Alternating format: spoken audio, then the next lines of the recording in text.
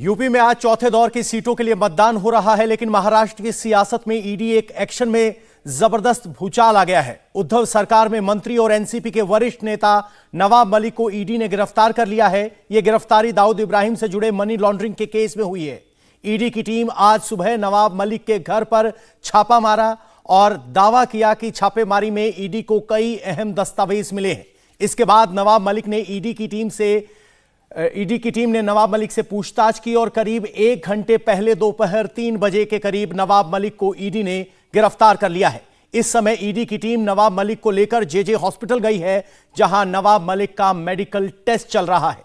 इस बीच नवाब मलिक की गिरफ्तारी के विरोध में एनसीपी सड़क पर आ गई है। शरद पवार ने एनसीपी की इमरजेंसी बैठक बुलाई है। फिलहाल अभी नवाब मलिक मुंबई के जेजे अस्पताल में मौजूद हैं। मेडिकल टेस्ट के बाद मलिक को कोर्ट में ईडी पेश कर सकती है। और आपको बता दें कि अब इस पर बीजेपी जो है वो काफी आक्रामक तरीके से बात कर रही है। महाराष्ट्र बीजेपी अध्यक्ष चंद्रकांत पाटिल ने अब नवाब मलिक के इस्तीफे की मांग की है। आज महाराष्ट्र के कैबिनेट मिनिस्टर नवाब मलिक को फाइनली ईडी ने गिरफ्तार किया। अब इस गिरफ्तारी के बाद उन्होंने इस्तीफा देना चाहिए। यह महाराष्ट्र की परंपरा है। इस प्रकार का कानून भी है कि जब कोई मिनिस्टर पर आरोप लगते हैं और आरोप इतने हैं कि उसमें गिरफ्तारी होती है, अब ये विषय शुरू हो जाएगा कि नहीं वो अभी तो गिरफ्तारी हुई है, अब और आगे चलना है वगैरह वगैरह, तो ये नैतिकता है और ये महाराष्ट्र की परंपरा है। 2 चीफ मिनिस्टर इस प्रकार से गए तो नवाब मलिक के ईडी गिरफ्तारी के बाद उन्होंने इस्तीफा देना चाहिए। लेकिन महाराष्ट्र के मंत्रिमंडल की एक बड़ी लिस्ट बनती है जो पढ़ते पढ़ते मुझे भी थकावट आती है। एक मिनिस्टर एक लड़की के आत्महत्या के कारण उसको रिज़ाइन करना पड़ा। दूसरे मिनिस्टर स्टेट के होम मिनिस्टर वो जेल में है। मुंबई के कमिश्नर कुछ दिन वांटेड थे, बाद में अब उन पर केसेस चल रही है। राज्य के डीजी को परसों इस्तीफा देना पड़ा। फिर एक मिनिस्टर ने यह मान्य किया कि मेरी 2 पत्नियां हैं और दूसरे पत्नी को मुझसे 2 बच्चे हुए हैं। किसी एक मिनिस्टर का एक रिसोर्ट 100 करोड़ का तोड़ने की केंद्रीय पर्यावरण डिपार्टमेंट ने ऑर्डर निकाले। कितने नाम मैं बताऊँ, मैं थक जाऊंगा बताकर। ये क्या चल रहा है, कैसे सरकार चला रहे हैं। लेकिन एक अलग विषय है कि जिनको गिरफ्तारी हुई है उन्होंने तो इस्तीफा देना पड़ेगा। काम कदम राष्ट्रपती राजवटीला तुम्ही आता उल्लेख केला, मागणी करते तुम्ही? मैं प्रेसशी बोलताना मी खूप सावध असतो। मी असं म्हटलं की आमच्या एका नेत्याला एका शिबिरामध्ये गेल्या चंद्रकांत पाटिल गिरफ्तारी की मांग कर रहे हैं नवाब मलिक की और एक बड़ी फहरिस्त बता रहे हैं कि कितने मंत्रियों को इस्तीफा देना पड़ा है। जो गिरफ्तार हुए हैं उनमें नवाब मलिक के अलावा अनिल देशमुख भी हैं। हमारे साथ राम कदम जी जुड़ गए, भारतीय जनता पार्टी के नेता। राम कदम साहब, जो महाविकास आघाड़ी के नेता हैं वो खुलकर ये कह रहे हैं कि माफिया की तरह केंद्र सरकार अपनी एजेंसियों का इस्तेमाल कर रही है विरोधियों को परेशान करने के लिए और ये शुद्ध राजनीतिक विद्वेष से की गई कार्रवाई है। राम कदम जी से भी फोन कनेक्ट नहीं हुआ है, उनके पास चलेंगे। लेकिन नवाब मलिक जो हैं वो जब निकले बाहर ईडी के दफ्तर से तो मुस्कुराते हुए निकले बाहर और बोले कि मैं डरूंगा नहीं और लड़ेंगे और हम जीतेंगे। हमारे दोनों संवाददाता नम्रता दुबे और जयप्रकाश सिंह मौजूद हैं। बड़ी जो इस वक्त की एक और डेवलपमेंट है जयप्रकाश, वो ये है कि अब एनसीपी चीफ शरद पवार ने एक बैठक बुलाई है जिसमें मुख्यमंत्री उद्धव ठाकरे और होम मिनिस्टर भी राज्य के वो मौजूद रहेंगे। देखिए, उद्धव ठाकरे जो है वीडियो कॉन्फ्रेंसिंग के जरिए इस बैठक में जुड़ेंगे, ऐसी खबर है सौरव। और दूसरी इंपॉर्टेंट खबर है कि जो दिलीप वलसे पाटिल है, महाराष्ट्र के होम मिनिस्टर हैं, वो इस बैठक में मौजूद रहेंगे, ऐसी खबर है। अजीत पवार भी इस बैठक में मौजूद रहेंगे क्योंकि शरद पवार मुंबई में ही हैं। सुबह उन्होंने नवाब मलिक को डिटेन करने के बाद एक बयान दिया था कि 93 के ब्लास्ट के बाद उन पर भी दाऊद इब्राहिम के साथ जुड़ने के संबंध लगाए गए थे, आरोप लगाए गए थे। और ये इन्हें अंदेशा था जब नवाब मलिक के खिलाफ जब देवेंद्र फडणवीस ने डी कंपनी से जुड़ने या अंडरवर्ल्ड से जुड़ने के आरोप लगाए, तभी यह अंदेशा हो गया था कि नवाब मलिक को जो है ईडी किसी न किसी मामले में फंसा सकती है। ऐसा शरद पवार ने खुद आज सुबह कहा। इसका मतलब साफ है कि जो राष्ट्रवादी कांग्रेस पार्टी है वो सिर्फ अकेली नहीं है इस पूरे मामले में। उन्होंने कांग्रेस और शिवसेना को यानी महाविकास आघाड़ी को साथ में लिया हुआ है और तीनों दल के नेता आज एक अहम बैठक करने वाले हैं। जिस तरह से पहले अनिल देशमुख को गिरफ्तार किया गया और उसके बाद आज नवाब मलिक की गिरफ्तारी हुई है, तो ये सीधा आरोप है महाविकास आघाड़ी का कि सरकार गिराने की साजिश जो है वो बीजेपी रच रही है। लेकिन वस्तु स्थिति अगर हम देखें तो ईडी ने जिस मामले में जांच की है वो कुर्ला की जमीन है जो करीब 3 करोड़ से ज्यादा उसकी वैल्यूएशन उस समय थी, जो 30 लाख रुपए में खरीदने का आरोप है। सलीम पटेल जो हसीना पारकर दाऊद इब्राहिम की बहन के लिए काम करता था, जो ड्राइवर था हसीना पारकर का, वो उस जमीन का पावर ऑफ अटर्नी ले चुका था। और सरदार मलिक जो 93 ब्लास्ट के आरोपी थे उनकी जमीन ये थी और उसकी जमीन को सलीम पटेल ने अपनी पावर ऑफ अटर्नी में ले रखा था और उससे नवाब मलिक ने खरीदा। तो ये सीधा आरोप जो है वो ईडी की जांच में मनी लॉन्ड्रिंग, हवाला के जरिए पैसे लाना, हवाला के जरिए आया हुआ पैसा उससे जमीन खरीदना, और जो सवाल ईडी ने अपने क्वेश्चनर तैयार करके रखे हुए थे, ईडी के 4 अधिकारी लगातार पूछताछ कर रहे थे, उसमें ज्यादातर जवाब के सवालों का जवाब जो है वो नवाब मलिक नहीं दे पा रहे थे, ऐसा ईडी के अधिकारियों ने बताया है। तो जयप्रकाश जी, उनको गिरफ्तार आपने किया गया है और पूरा मामला बताया। सवाल यह है कि ईडी की तरफ से कौन कौन से वो ऐसे दस्तावेज बताए जा रहे हैं उनके पास है जिसके आधार पर ये गिरफ्तारी दी गई है, या कौन से वो जवाब हैं, सवाल हैं जिनका जवाब नवाब मलिक नहीं दे पाए? देखिए पवन, इसमें सबसे महत्वपूर्ण है जो डोंगरी, पायधुनी और नागपाड़ा में लगातार रेड हुई थी इन्फोर्समेंट डायरेक्टरेट के अधिकारियों की, जिसमें दाऊद इब्राहिम कास्कर की बहन और भाई जो इकबाल कास्कर और दाऊद इब्राहिम कास्कर की बहन हसीना पारकर है, उसके घर पर ये रेड हुई थी। वहां से काफी दस्तावेज मिले थे, वो दस्तावेज लिंक करते थे कुर्ला की जमीन से, वो दस्तावेज कहीं ना कहीं काफी सवाल पैदा करते थे। उसी का एक क्वेश्चनर बनाया था ईडी ने, और ईडी ने ये सवाल पूछा कि जमीन अगर आपने खरीदी तो उसको कितने पैसे दिए, ready reckoner value, ready reckoner rate क्या था, जो उस समय जिस रेडी रेकनर रेट की जो सरकारी जो जमीन की वैल्यू होती है उसके हिसाब से आपने पैसे क्यों नहीं दिए, क्यों ये अंडर वैल्यूएशन के तहत आपने जमीन खरीदी, पैसा कहां से लाया, ऐसे कई इंपॉर्टेंट सवाल थे। एक लंबी फहरिस्त थी सवालों की। इसमें ऐसा कहा जा रहा है कि ज्यादातर सवालों का जवाब टालते रहे और जांच में कोऑपरेट नहीं किया, जिसके बाद जो ईडी ने नवाब मलिक को अपनी हिरासत में लिया था, उनको गिरफ्तार दिखाया, उनका मेडिकल कराने ले गई है और कोर्ट में जब पेश करेगी ईडी तो ये कहेगी कि जो कोई मारपीट या कोई जोर जबरदस्ती नहीं की गई है महाराष्ट्र के मंत्री के साथ। और उसके बाद ईडी के दफ्तर में यानी कि मुंबई के सेशंस कोर्ट में पेश किया जाएगा, जहां रिमांड ली जाएगी और रिमांड के बाद जो आगे की पूछताछ, आगे की कार्रवाई है, यानी कि कॉरबोरेटरी एविडेंस दिखाया जाएगा, दूसरे जो आरोपी इसमें गिरफ्तार किए गए हैं उनको आमने सामने बिठाया जाएगा, गवाहों को जो है गवाहों से जो पूछताछ है उसके आधार पर नया क्वेश्चनर तैयार किया जाएगा। ऐसे तमाम जो बातें हैं वो आगे जांच में अभी आने वाली है। पौन जयप्रकाश, आपके पास लौटेंगे। इस वक्त बीजेपी नेता राम कदम हमारे साथ जुड़ रहे हैं। राम कदम साहब, इस कार्रवाई के बाद, नवाब मलिक की गिरफ्तारी के बाद महाविकास आघाड़ी के नेता मंत्री सब ये कह रहे हैं कि ये माफिया की तरह आप लोग कार्रवाई कर रहे हैं, केंद्र सरकार एजेंसियों का इस्तेमाल कर रही है और राजनीतिक विद्वेष के तहत ये कार्रवाई हुई है। राम कदम जी,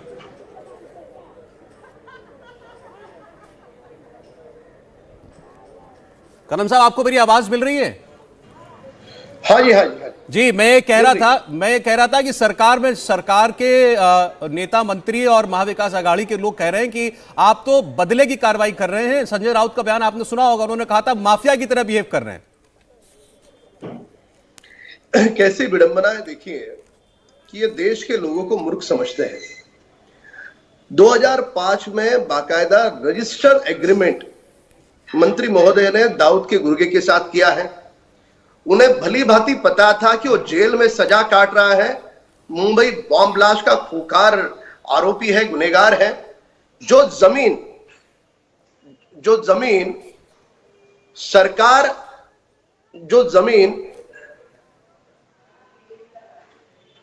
सरकार जमा होनी है, हाँ।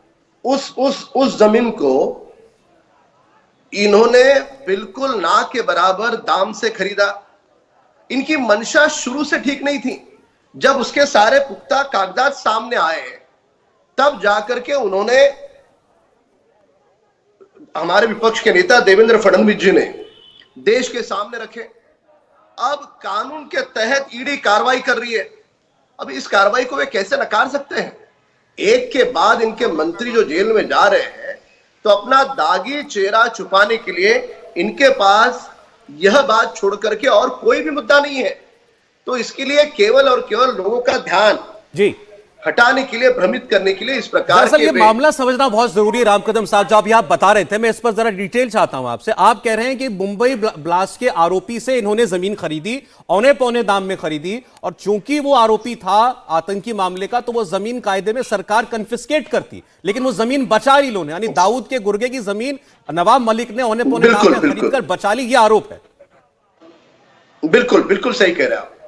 किशोर, यह आरोप है, और उस जमीन के लिए जो पैसे आए, अब इनका दाऊद से क्या रिश्ता है, वो तो तफ्तीश के बाद वो सारी बातें सामने आएगी। ठीक है, पर ये जो रजिस्टर्ड डॉक्यूमेंट है, इस डॉक्यूमेंट को ये 3 दल के नेता कैसे नकार सकते हैं? अच्छा किशोर तिवारी जी, आजादी के बाद, आजादी के बाद आपको जवाब दे रहे हैं किशोर तिवारी जी, किशोर तिवारी जी जवाब दे रहे हैं आपको, बोलिए किशोर जी।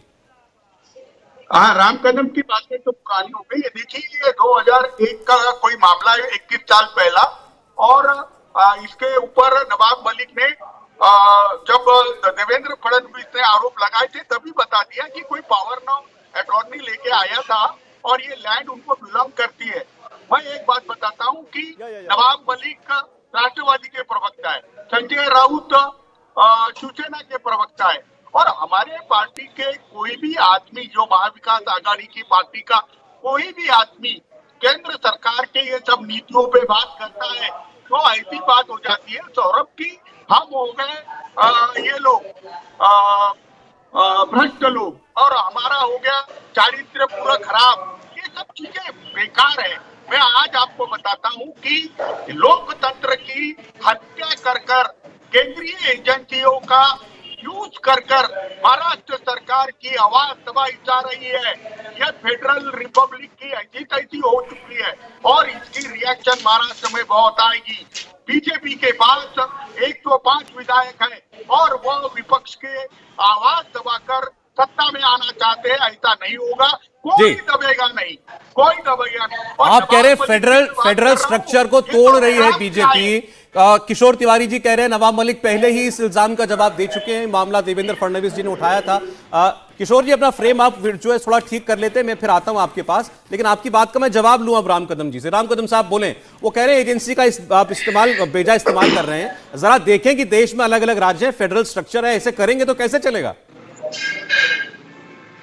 देखिए कितनी हास्यास्पद बात है सौरभ जी, जो रजिस्टर्ड डॉक्यूमेंट है और इनकी ही सरकार के कानून में किया हुआ डॉक्यूमेंट है, और जो गुर्गा दाऊद का जिसने हजारों लोगों को मार गिराया, जो दाऊद का बहुत करीबी आदमी है।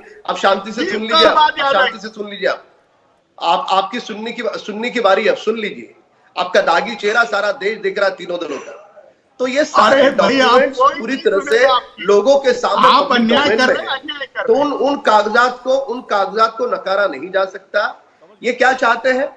वे वर्तमान मंत्री एक करके ईडी उन पर कार्रवाई नहीं करे। नहीं, ये पूछे कह रहे हैं कि 20 साल बाद आपको याद आया मामला। ये उनका कहना है 20 साल लग गए आपको मामला याद आने में। सौरभ जी एक बात बताया आप मुझे, पहली बात तो 20 साल नहीं हुए हैं, उनका गणित कमजोर है। गणित जोड़ ले कितने साल का होता है। कोई भी गुना 20 साल पुराना हो या 30 साल पुराना हो, रोज मुंबई महाराष्ट्र में लाखों अग्रीमेंट्स होते हैं और हर अग्रीमेंट की कोई तफ्तीश नहीं करता। और जब भी सामने आता है, सामने आने के बाद क्या शिवसेना के प्रवक्ता यहाँ ये कह रहे कि उनको छोड़ देना चाहिए? वो मंत्री है करके वो दाऊद से हाथ मिलाए, वो मंत्री है करके जो जमीन सरकार जमा होने वाली है वे जमीन वे खरीद सकते हैं। यानी मंत्री को अलग न्याय और कोई आम आदमी हो उसको अलग न्याय। इस प्रकार से दो न्याय इस देश में नहीं होते। छोटा हो बड़ा हो सबको एक ही न्याय होता है, और उस न्याय के तहत कार्रवाई हुई है। इस कार्रवाई का इन्होंने स्वागत करना चाहिए कि जो ईडी सवाल पूछे उन सवालों का हम जवाब देंगे। इन नेताओं की ओर से ये बयान होना था। नेता बयान क्या दे रहे? बोले बदले के भाव से कार्रवाई हो रही। किशोर जी, बीजेपी की तरफ से जो तर्क दिया जा रहा है, बीजेपी की तरफ से जो तर्क दिया जा रहा है वो एग्रीमेंट का तर्क दिया जा रहा है। क्या नवाब मलिक को नहीं पता था कि किसके साथ एग्रीमेंट कर रहे हैं, उनके किनसे रिश्ते हैं? क्या एग्रीमेंट पे भी चर्चा होगी या टाइमिंग से ही इस सवाल का जवाब दिया जा सकता है? देखिए, मैं आपको क्लियर कहता हूं, ये जमीन नवाब मलिक के ही पोजीशन में पहले से थी। ये जमीन नवाब मलिक के ही पोजीशन में थी, एक बात। दूसरी बात, इसका जो पावर ऑफ अटॉर्नी जो लेके आए थे वो कोई दूसरे लोग थे और इसके ओनर कोई दूसरे लोग हैं। मुझे ये बताइए, जमीन के मामले में ये करना है वो कर ले, लेकिन महाराष्ट्र के अंदर अभी इनका इन्होंने एक और लगाया है। एक मुलुंड इलाके के नेता है, वो कह रहे हैं संजय राउत जेल में जाएंगे, उसके बाद अनिल परब जेल में जाएंगे। अरे ईडी कौन जेल में जाएगा, इसकी लिस्ट इनके पास देती है। देखिए बहुत बड़ी बात है ये, भारत में रिपब्लिकन जो स्ट्रक्चर है फेडरल खत्म कर ये इनको ग्रीन सिग्नल दिया है केंद्र सरकार ने। अच्छा देखें, अच्छा किशोर जी मैं आता हूं एक सेकंड। जो अरेस्ट ऑर्डर है वो हमारे पास आ गया। अरेस्ट ऑर्डर क्या कहता है, मैं केवल वो पढ़ रहा हूं। उसमें अरेस्ट ऑर्डर में लिखा है कि जो इन्फोर्समेंट डायरेक्टरेट के असिस्टेंट डायरेक्टर है नीरज कुमार, उन्होंने अपनी तरफ से ये अरेस्ट ऑर्डर जारी करते हुए कहा है कि मेरे पास ये मानने के कारण है कि मोहम्मद नवाब इस्लाम मलिक, जिनको नवाब मलिक के नाम से जाना चाहता है, 62 साल जिनकी उम्र है, और जो नूर मंजिल LBS मार्ग कुर्ला में रहते हैं, वो जो है prevention of money laundering act के तहत एक गुनाह के आरोपी हम पाते हैं, और इसीलिए अपनी ताकत का इस्तेमाल करते हुए जो उनको सरकार से मिलती है वो उनको अरेस्ट कर रहे हैं। मनी लॉन्ड्रिंग के मामले में अरेस्ट हुआ है। अब इसको जरा समझाइए। जब आप जमीन का मामला कह रहे हैं, सब कह रहे हैं, मनी लॉन्ड्रिंग का मामला तो ये होता है कि आपके पास पैसा कहीं से आया, गलत स्रोत से आया, और आपने उसको ठिकाने लगाया। देखिए सौरभ जी, मैं आपको बताता हूं, बिगड़ पड़ के तो ये आए राम कदम, मनी लॉन्ड्रिंग के मामले में ही अरेस्ट होती है, ईडी उसमें ही करता है। लेकिन ईडी के अरेस्ट करने की नीयत पर सवाल उठ रहे हैं, और बहुत ज्यादा यह विवादास्पद हो चुका है ईडी। देखिए हम जब तक 30 साल तक इनके दोस्त रहे, हमारा कोई नेता दागी नहीं था। जैसे ही बीजेपी से शिवसेना दूर गई, हमारे भावनाताई गवली ले लो, अनंत अड़सुल ले लो, प्रताप सरनाइक लो, अनिल परब लो, संजय राउत के तो रिश्तेदारों को जेल में डाला जा रहा है। और ये क्या चल रहा है, दुनिया देख रही है कि महाराष्ट्र में महाविकास आघाड़ी को गिराने के लिए भाजपा कैसे लोकतंत्र के हथियारों का दुरुपयोग कर रही है। मुझे लगता है सौरभ जी, इंडिया अरे चलिए, मैं देखिए राजनीतिक तौर पर आप ये आरोप लगाएं कि ये राजनीतिक विद्वेष से काम कर रहे हैं, बदला लेना चाहते हैं क्योंकि आप इनके साथ सरकार में नहीं है, ये तो आरोप मुझे समझ में आता है। लेकिन कोई गिरफ्तार हो रहा है, अदालत के पास मामला जाएगा, सरकार आपकी कैसे असुरक्षित हो जाएगी? नहीं, देखिए ये क्या चाहते हैं कि डर जाए। इनका ऐसा कहना है कि आइदर 22 MLA शिवसेना अपने छोड़ दे, या फिर राष्ट्रवादी अपने 22 MLA दे दे और बीजेपी की सरकार आ जाए। देखिए बंबई ये फाइनेंशियल कैपिटल है, और बीजेपी की मानसिकता इसको सत्ता छोड़ने की नहीं है। मैं अभी बता रहा हूं महाराष्ट्र। मेरा एक सवाल, अच्छा ठीक है किशोर जी ठीक है, आपका आरोप राजनीतिक आरोप है। मेरा एक सवाल केवल है, नवाब मलिक साहब आज गए, अभी अदालत में पेश होंगे, रिमांड मिलेगी ईडी को तभी मिलेगी जब वो जज को कन्विंस कर पाएंगे। अनिल देशमुख 1 साल से जेल में है, 1 साल से वो जेल में है, उनको क्यों नहीं बेल मिल रही है? तो कुछ ना कुछ तो उसके पीछे वजह होगी ना, एजेंसी इनकी हो सकती है, अदालत थोड़ी।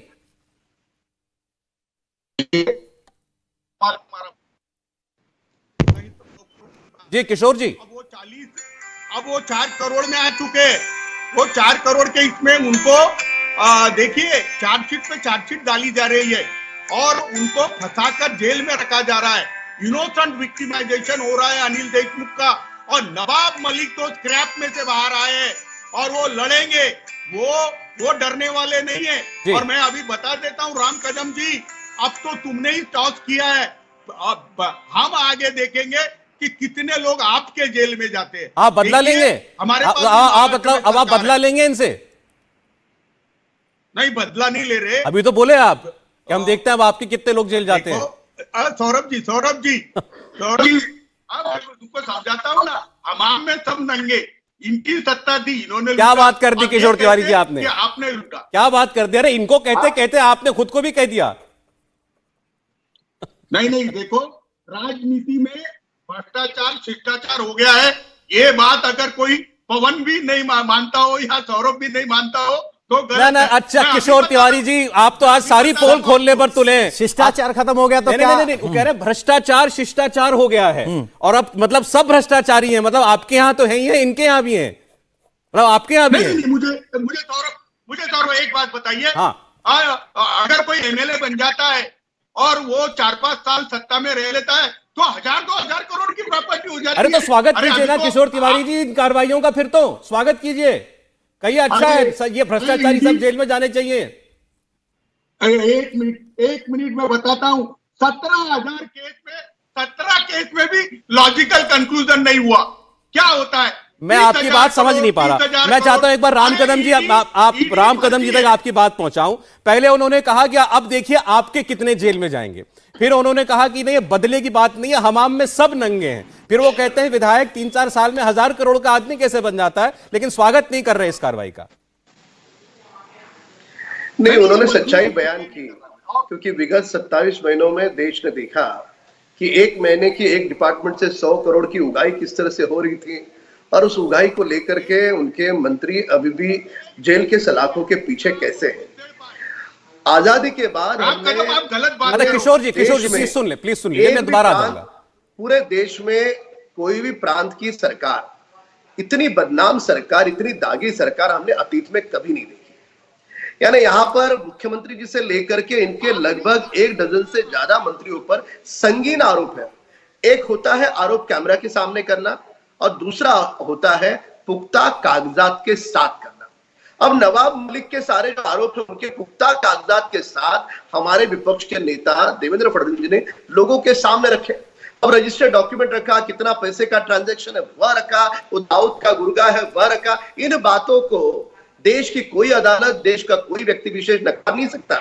पहली बात किशोर जी आप सुन ले, ये व्यक्ति विशेष या किसी दल के विरोध की लड़ाई नहीं है, ये लड़ाई है सत्यता की, ये लड़ाई है नैतिकता की। 2005 में तुम्हारे वर्तमान मंत्री उस समय भी मंत्री थे, उनको पता था ये जगह सरकार जमा करेगी, इस जगह का ऑक्शन होगा, उन्हें खरीदनी थी तो नियमों के तहत ऑक्शन में खरीदते। पहले कैसे खरीदे? क्या दाऊद के गुर्गे के साथ हाथ मिलाया जा सकता है? जो हजारों लोगों को क्रूरता से मारता है, उस गुर्गे के साथ तुम कोई सौदा कर सकते हो? और सौदे के लिए जो पैसे आते हैं, ये सारी जो हेरा फेरी, अब वो तफ्तीश चल रही, तफ्तीश के बाद बातें सामने आएगी, पर इन बातों का समर्थन कतई नहीं हो सकता। किशोर जी, लगातार क्या ये समझा जाए कि अब एक ऐसी घटना, शिष्टाचार नहीं होगा, ऑल आउट वॉर होगा, आमने सामने की लड़ाई हो गई है? ये बताता हूं। देखिए, जो यही किरीट सोमैया जी नारायण राणे पर राम कदम में जवाब दे देता हूं। राम कदम में जवाब, एक बार किशोर जी से जवाब ले लीजिए, आपके पास आएंगे राम कदम जी। जी पवन जी सुन लो, जो राणे के ऊपर ये हजारों करोड़ का आरोप लगाते ईडी वहां नहीं जाती। जितने नेता जिन पर इन्होंने ही आरोप लगाए वो बीजेपी में गए तो पवित्र और पावन हो गए, और हमारे तो मुर्दे गड़े निकाल रहे, और मुर्दे गड़े निकाल के जेल में डाल रहे। अरे मैं बताता हूं, नवाब मलिक स्क्रैप से ऊपर आए हैं। ये कोई तुमको डरने वाले नहीं है, पर सारे भारत में आप अल्पसंख्यक नेताओं को इस प्रकार प्रताड़ित कर रहे हैं। ये मैसेज तुमको उत्तर प्रदेश में महंगा पड़ेगा, अभी बता रहा हूं। बदले मत लो। किशोर जी पहले तय कीजिए, किशोर जी पहले तय कीजिए, नवाब मलिक को किस लिए गिरफ्तार किया है एजेंसी ने? कि वो एनसीपी के नेता हैं या इसीलिए कि वो मुसलमान? अब इसमें अल्पसंख्यक भी ले आए आप। नहीं, देखो नवाब मलिक को अब दागी जा रहा है। नवाब मलिक के लिए इस प्रकार की दलील देना इनकी मजबूरी मिलने वाला है।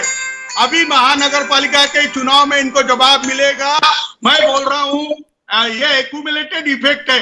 एनसीपी की बाजू रखना, केंद्रीय एजेंसियों के भ्रष्टाचार को बाहर लाना और बीजेपी के खिलाफ आवाज उठाने की। एक बार जरा हम ये जान लें किशोर जी कि अब इस पूरे मामले में अपडेट क्या है और आगे क्या होने जा रहा है। जयप्रकाश सिंह हमारे संवाददाता मुंबई से हमारे साथ लगातार जुड़े हुए हैं। क्या खबर है जयप्रकाश, इस वक्त क्या पता चल रहा है आपको? कहां है नवाब मलिक और कोर्ट में कब होगी पेशी?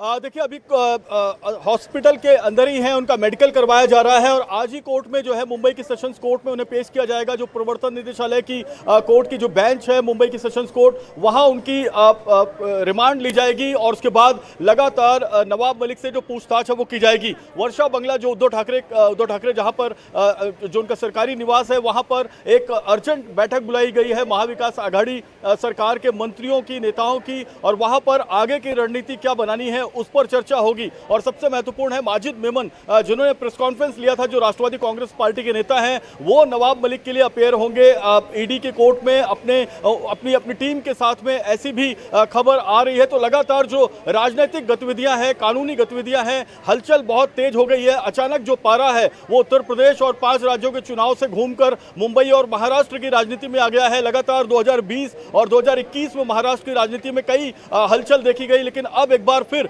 आज नवाब मलिक की गिरफ्तारी के बाद ये राजनीतिक और सियासत का पारा दोबारा चढ़ गया है। अनिल देशमुख की के केस की अगर हम बात करें तो उस केस में लगातार गतिविधियां बढ़ती रही।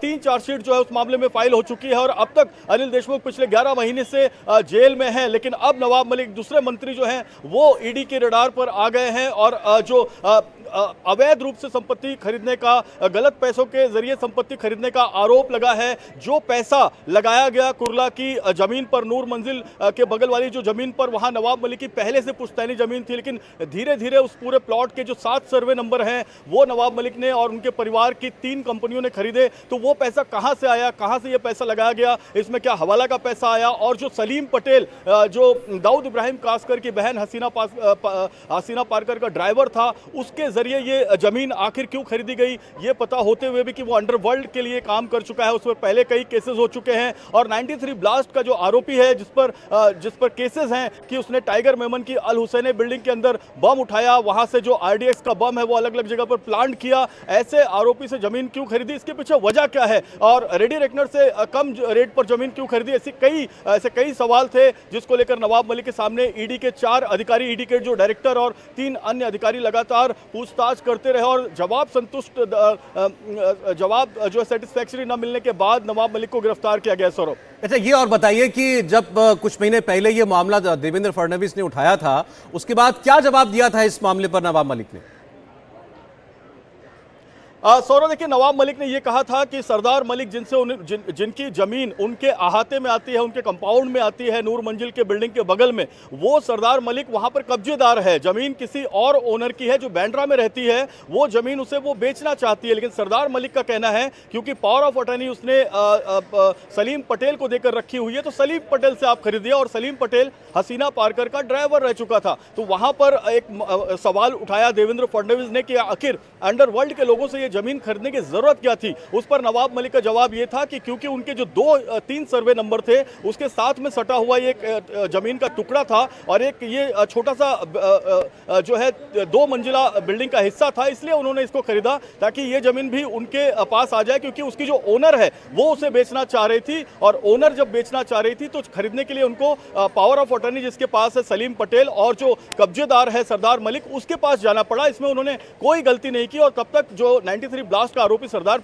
मलिक है उसको सजा नहीं लगी थी, उसको आजीवन कारावास की सजा हुई है और वो अभी फिलहाल नासिक जेल में है। तो सबसे महत्वपूर्ण बात यह है कि इस पूरे मामले में देवेंद्र फडणवीस का आरोप था कि अंडरवर्ल्ड की सांठगांठ के साथ बेनामी जो ये संपत्ति खरीदी गई उसमें बेनामी पैसा लगा, काला पैसा लगा, और नवाब मलिक का यह कहना था कि उनको ओनर बेचना चाह रही थी और इस वजह से उन्होंने ये जमीन खरीदी। वो ये कहना चाहते हैं कि भाई ये जमीन हाँ मैंने खरीदी, लेकिन मैंने कोई सीधा संपर्क कोई मुंबई ब्लास्ट के आरोपी से नहीं किया, जिसका कब्जा वहां था, मैं उससे खरीदने के लिए गया और होते होते वहां तक पहुंचा जिसके पास पावर ऑफ अटर्नी थी।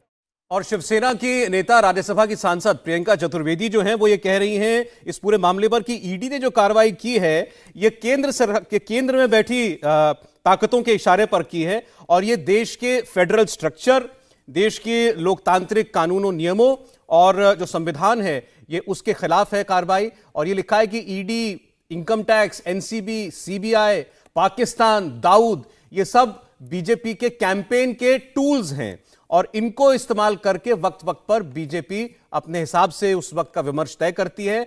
महाराष्ट्र सरकार ने सीबीआई को एक्सपोज किया सुशांत सिंह राजपूत के मामले में, और एनसीबी को ड्रग्स केस में एक्सपोज किया था। और इसीलिए आज ईडी की एक कार्रवाई एक तरीके से खुद ईडी का पर्दाफाश करती है कि वो बीजेपी का एक एक्सटेंडेड डिपार्टमेंट बन गया है।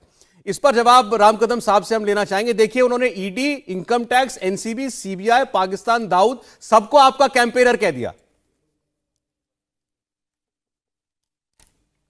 रुकता है। अब देखिए कि इसके पूर्व भी जब महाराष्ट्र के गृह मंत्री की गिरफ्तारी हुई थी, उस समय भी उन्होंने कहा कि ये राजनीतिक बदले के भाव से हुआ है। लगभग आज 8 महीने हो चुके हैं। इतने महीनों के बाद भी समय गिना होगा, अभी भी किसी भी अदालत से उन्हें कोई राहत नहीं मिली।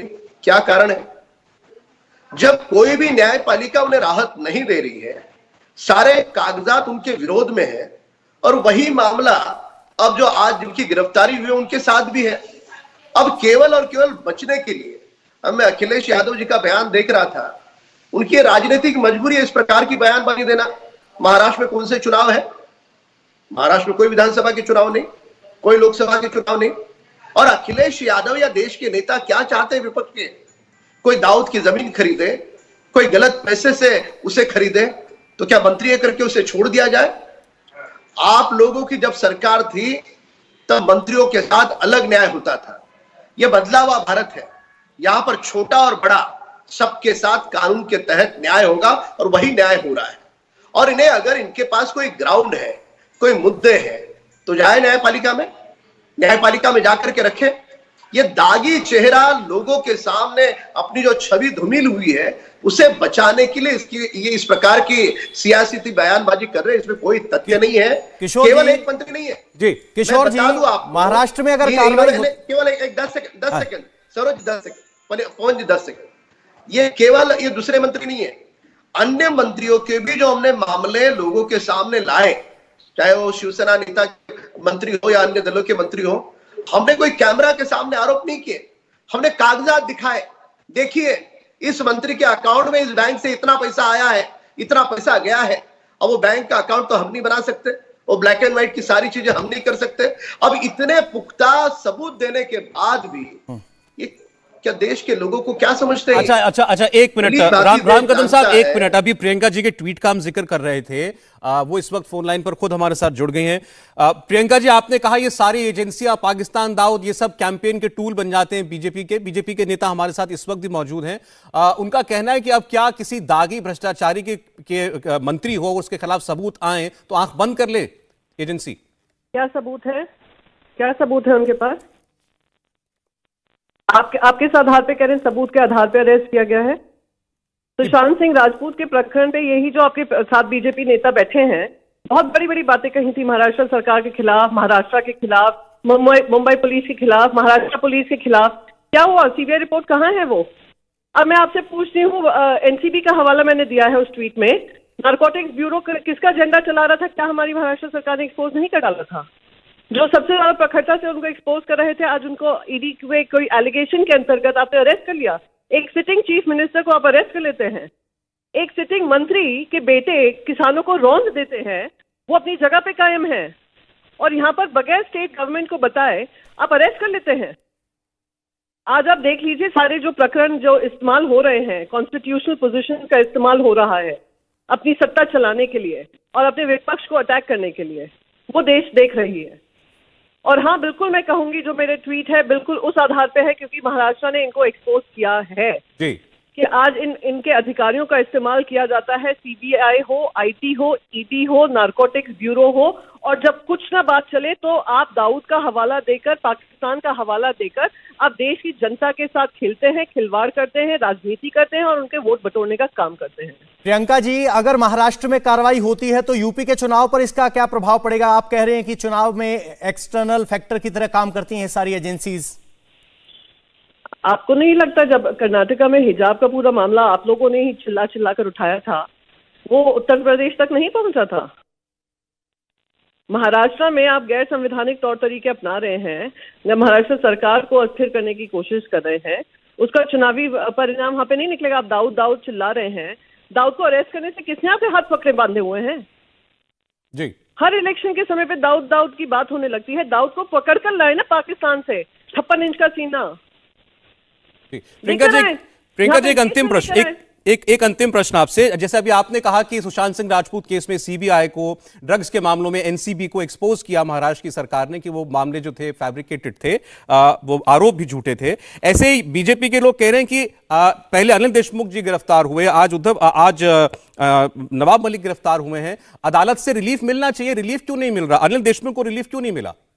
ईडी अनिल देशमुख जी का जो केस है उसमें बहुत सारे ऐसे सेक्शंस लगाए गए हैं जो सेंट्रल एजेंसीज उसका इस्तेमाल कर रही हैं।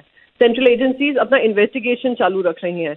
यहाँ पर बेबुनियाद, बगैर किसी ही एविडेंस के आप आरोप के तहत लोगों को अरेस्ट कर रहे हैं।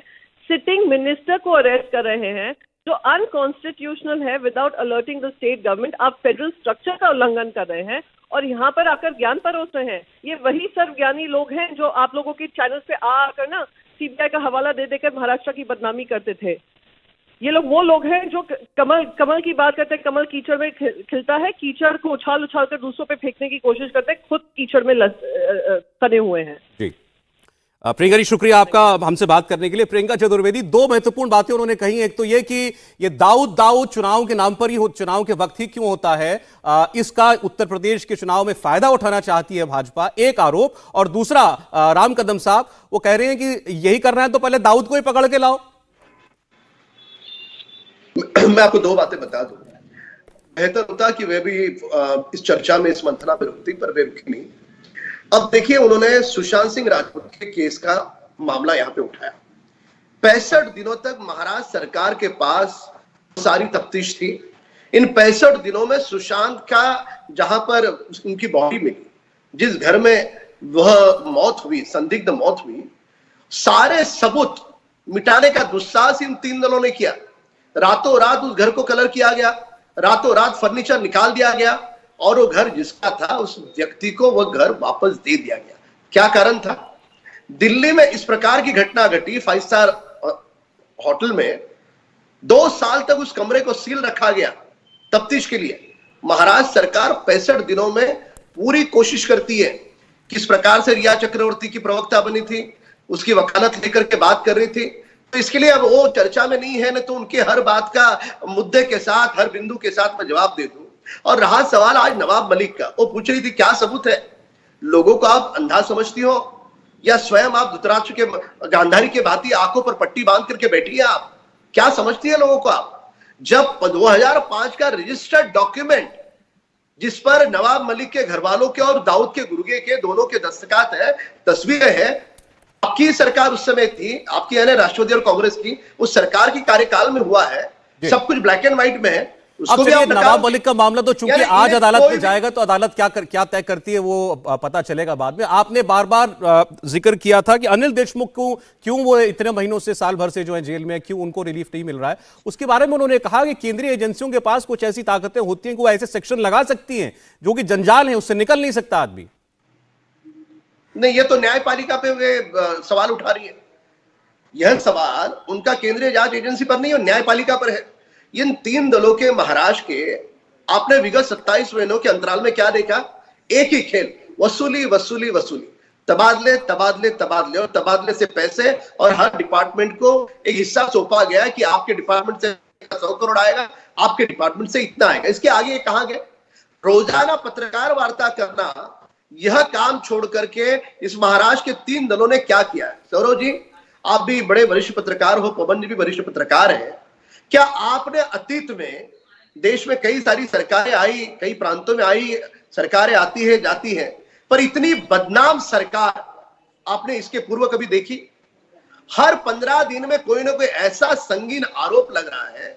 जिस प्रकार के भाषा का प्रयोग इनके मंत्री करते हैं, इनकी सरकार करती है, इस प्रकार की बदनाम राम कदम जी, विपक्ष यही तो कह रहा है कि सरकार को बदनाम किया जा रहा है, डिस्टेबलाइज करने के लिए, कि बार बार एक के बाद एक आरोप लगाया जाता है। विपक्ष यही आरोप कर रहा है, महाआघाड़ी यही आरोप लगा रही है। नहीं सौरव जी, ये क्या चाहते हैं? सत्ता के जो नेता लोग हैं क्या चाहते हैं? ये भ्रष्टाचार करें, लोगों को लूटे, मनी लॉन्ड्रिंग करे, और जरा हम मैं बीजेपी पूछ के लूं। नेता शांत बोले हैं। आइए यहाँ किशोर जी, हम ठीक है राम कदम साहब एक मिनट, किशोर जी उसके बहुत देर से उसके इंतजार कर रहे हैं। हाँ बोले बोले किशोर जी। उसके राम जी देखिए एक मिनट, मैं राम जी बताता हूँ। हम जांच एजेंसियों को नहीं दे, क्या चाहते हैं? अच्छा ठीक, यानी बोलिए इनका किशोर तिवारी बोले। मतलब इतना एक ही है मिनट। कि वे सरकार में आए हैं। अरे वे अधीर हो गए, भ्रष्टाचार क्या अधीर हो गए? थोड़ा रुको बोलना। तबादले में हाँ नहीं पैसे कदम साहब प्लीज प्लीज सुनिए, वो सुनिए आपने बोला जरा उनको इनको अधीर हो सुनिएगा। गए। आवाज आए, एक मिनट किशोर जी की आवाज आए, बोलिए। देखिए मैं बोल रहा हूं कि 14 से 19 में देवेंद्र फडणवीस सीएम थे और विपक्ष के नेता बोलकर नवाब मलिक थे। अब मुझे बोलो, इन्होंने तो ये जेल में जाएगा वो जेल में जाएगा बोला। 5 साल में इन्होंने एक ही आदमी को सिलेक्टिवली विक्टिमाइज किया था, वो है छगन भुजबल साहब, जिसपे अभी इन्होंने आगे चल के कुछ नहीं किया। मैं आपको बता रहा हूं उस सरकार में आप नहीं थे क्या? आप कह रहे हैं इन्होंने टारगेट किया, उस सरकार में आप नहीं थे? नहीं, अब की परिस्थितियों में हम इनसे दूर गए हैं। लेकिन मैं आपको सौरभ जी बता रहा हूं कि जिस तरीके की ओछी राजनीति में आ गए ये लोग कि इन्होंने केंद्रीय एजेंसियां ऐसी बढ़ा दी। अब ये सुशांत सिंह राजपूत के केस के अंदर सीबीआई का रिपोर्ट अगर पब्लिक होता है तो मालूम पड़ जाएगा कि वो नैराश्य के अंदर उन्होंने आत्महत्या की। लेकिन उसमें भी खींच तान कर एक बेड भी लेके आ गए, पेंटर भी लेके आ गए, और ये राम कदम आई विटनेस के तरीका बोलते हैं।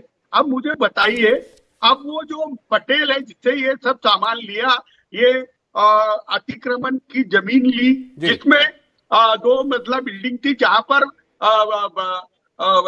किराएदार भी थे, ये सब कुछ है। वो भी आदमी नासिक के जेल में ही है।